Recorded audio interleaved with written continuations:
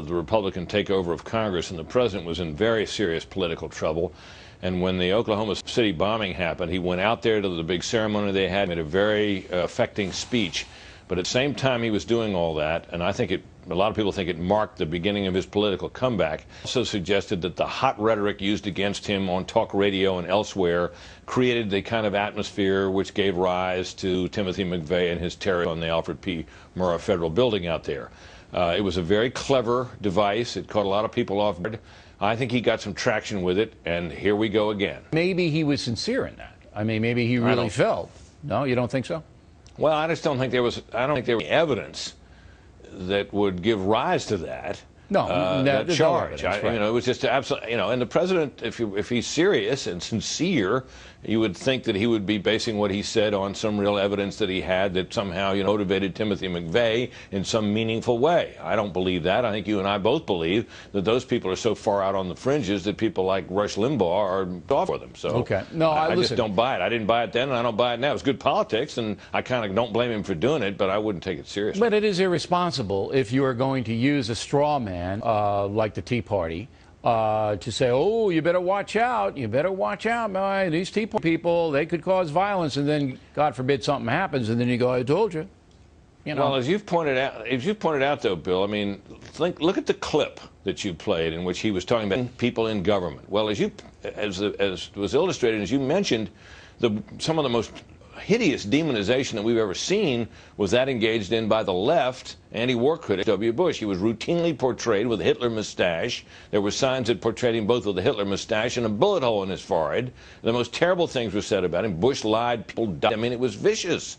The Bill Clintons of the world, who so wrung their hands around Oklahoma City that harsh rhetoric could lead to this sort of thing, didn't utter a peep. No. So, I mean, the double standard fest. All right, John McCain on the program, basically tacking to the right. Again, is he sincere, or is he in a tough campaign against Hayworth, and that's why he's doing it? I think it's a lot of both. A lot of John McCain's record is quite conservative. He's not wrong to say that. At the same time, he is running against a more conservative challenger. The race is getting tight. McCain is emphasizing, as he could be expected to, his conservative credentials. This is what we see here. So I think it's standard politics.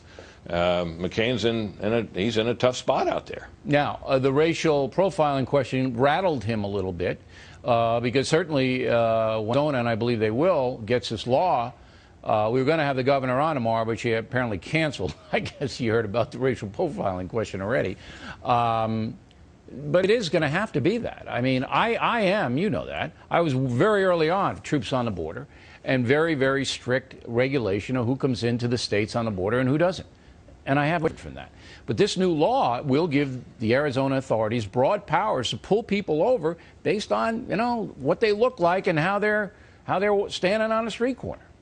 That's what it's going to do. And that is and that will be called, as you suggest, racial profiling. Anytime you go through an airport nowadays, you kind of wonder about the people who get the full body scans and the people who don't.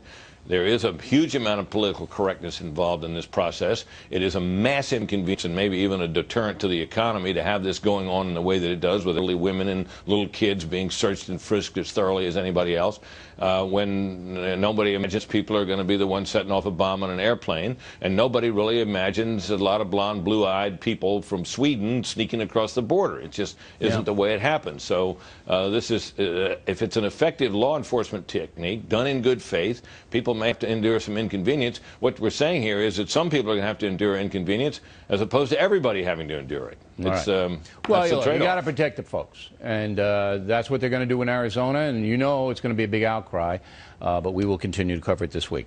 Brit Hume, everybody, thank you. Plenty more ahead as a factor moves along this evening. Presidential